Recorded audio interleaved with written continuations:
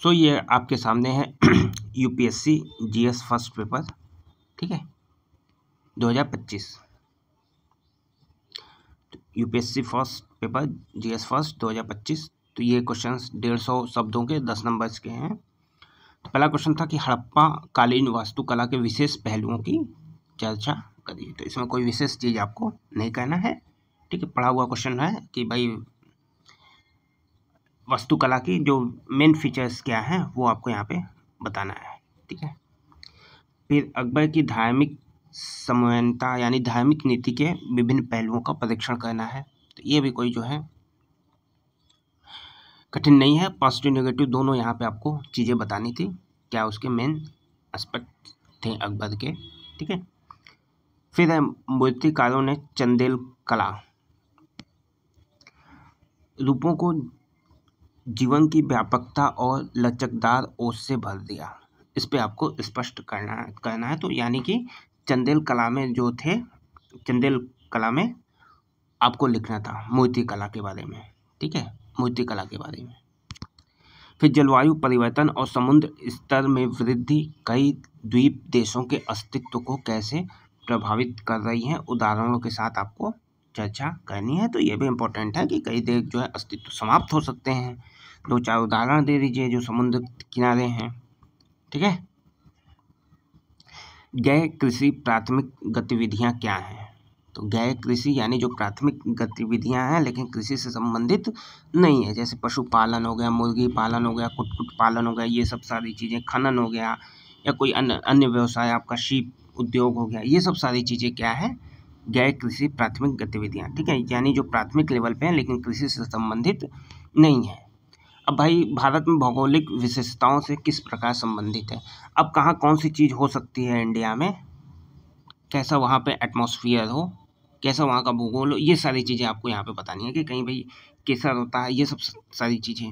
तो मत्स्य उत्पादन के लिए कहाँ परफेक्ट जो है एटमॉस्फेयर मिल सकता है, सीप के लिए क्या परफेक्ट एटमॉस्फेयर मिल, तो ये सारी चीज़ें यहाँ पे आपको बतानी है। उदाहरणों के साथ भारत में सौर ऊर्जा उत्पादन के पारिस्थितिक और आर्थिक लाभों की संक्षेप में व्याख्या करिए, ठीक है। अब सौर ऊर्जा की क्या जो है आर्थिक लाभ हैं भाई, कोयला कम खर्चा होगा, बिजली उत्पादन होगी, पर्यावरण प्रदूषण जो है कम होगा, तो ये सारी चीज़ें आप यहाँ पे लिख सकते थे। तो बहुत आसान क्वेश्चन है ये सब सारे। सुनामी क्या है? तो सुनामी सिलेबस में मेंशन है। कैसे कहाँ बनती है, परिणाम क्या होता है, उदाहरण की सही व्याख्या आपको करना है। तो उदाहरण में आपको कोई अभी वर्तमान में जो सुनामी आई है उसका आपको लेटेस्ट उदाहरण यहाँ पे दे देना था। और ये सुनामी तो एकदम इजी क्वेश्चन है सिलेबस में। भारत में स्मार्ट शहर शहरी गरीबी और वितरणात्मक न्याय के मुद्दों को कैसे संबोधित करता है? स्मार्ट शहर, शहरी गरीबी, ठीक है।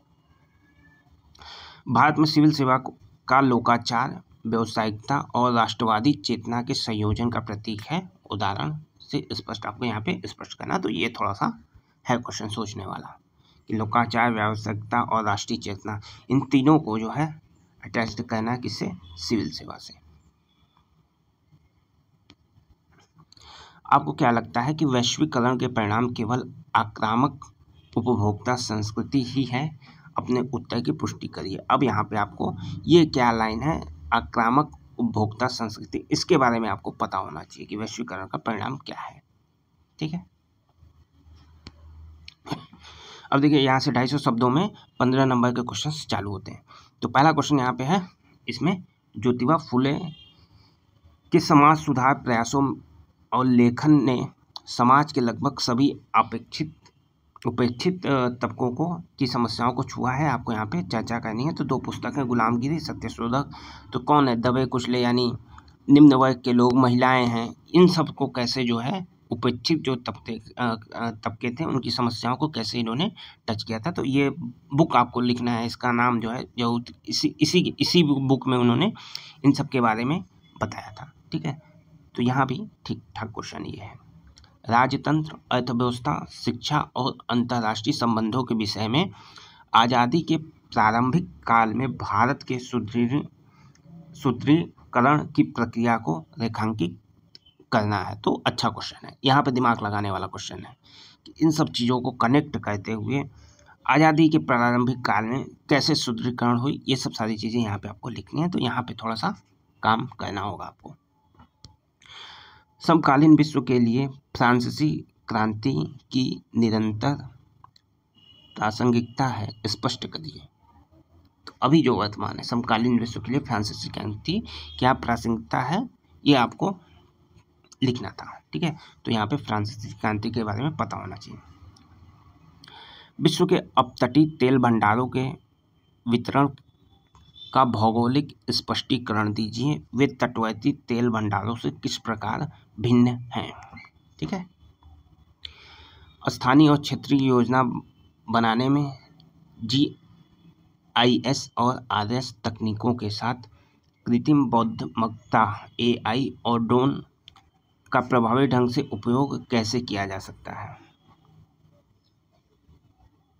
कि भाई जो क्षेत्रीय आप स्थानीय और क्षेत्रीय योजना बना रहे हैं उसमें AI और ड्रोन कैसे प्रभावित। तो भाई ड्रोन उड़ा के कोई योजना बना रहे हैं तो मैपिंग आप कर सकते हैं। ड्रोन से मैपिंग कितनी आसान हो गई, सारी चीज़ें आपको ऊपर से आप पूरा ओवरव्यू ले सकते हैं ड्रोन के माध्यम से।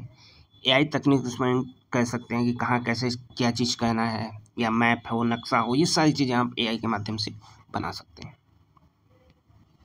ये भी ठीक क्वेश्चन है, थोड़ा सा भी जानकारी होगा इसको आप कर ले जाएंगे।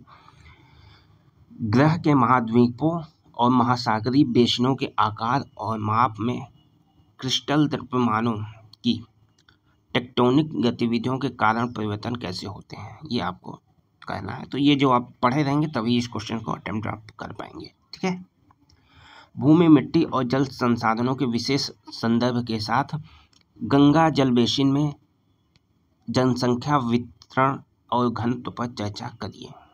भाई गंगा बेसिन में सबसे ज़्यादा जो है जनसंख्या वितरण और घनत्व है, कॉमन सेंस की बात है यहाँ पे। तो क्यों है भाई, क्योंकि इसकी मिट्टी जो है उपजाऊ है, भूमि अच्छी है, उर्वरता जाते हैं, जल संसाधन है, पानी की कमी नहीं है। तो ये सारी चीज़ें यहाँ पे इंक्लूड करके भूमि है, विशाल भूमि है, भूमि समतल है, उपजाऊ है, मिट्टी अच्छी है, बाढ़ की मिट्टी हर साल आ जाती है, नई मिट्टी उपजाऊ, ये सारी चीज़ें इंक्लूड करके विशेष संदर्भ में, इसलिए यहाँ पे जो है जनसंख्या अधिक है। बस, तो ये इजी क्वेश्चन माना जाएगा। आधुनिक समाज में स्वास्थ्य संबंधी चिंताएं बढ़ने के बावजूद फास्ट फूड उद्योग बढ़ रहे हैं, आप इसको कैसे देखते हैं। भारतीय अनुभवों से अपने उत्तर को उदाहरण देकर। अब इसमें क्या कहना है, कुछ नहीं कहना था। इजी जो नहीं पढ़ा है, थोड़ा सा भी जानता हो कि स्वास्थ्य संबंधी चिंताएं हैं, उसके बाद भी फास्ट फूड लोग खा रहे हैं, क्यों खा रहे हैं भाई, इसको देखते हुए उदाहरण के साथ अपनी सारी चीज़ों को यहाँ पे आपको लिखना है। पर्यावरण संरक्षण पर जोर देते हुए सतत विकास हासिल करना भारत जैसे देश में गरीब लोगों की ज़रूरतमंदों के साथ टकराव में आ सकता है, टिप्पणी करना है। ठीक है, यानी पर्यावरण संरक्षण भी आपको करना है और SDG सस्टेनेबल डेवलपमेंट गोल भी आपको हासिल करना है, लेकिन भारत में यहाँ पे गरीब लोगों की ज़रूरतों के साथ। ठीक है, तो ये आपको कनेक्ट करना था। SDG, पर्यावरण संरक्षण और गरीब लोगों की जो है क्या ज़रूरतें हैं, इन तीनों को कनेक्ट करके आपको एक आंसर लिखना था। क्या भारत में जनजाति विकास दो धुरियों विस्थापन और पुनर्वास के इर्द गिर्द केंद्रित है, अपने विचार स्पष्ट आपको करना है। तो जनजाति विकास, ये भी ठीक ठाक क्वेश्चन था। तो ये क्वेश्चन था, कैसे क्वेश्चंस हैं आप अपने उत्तर जो है कमेंट बॉक्स में।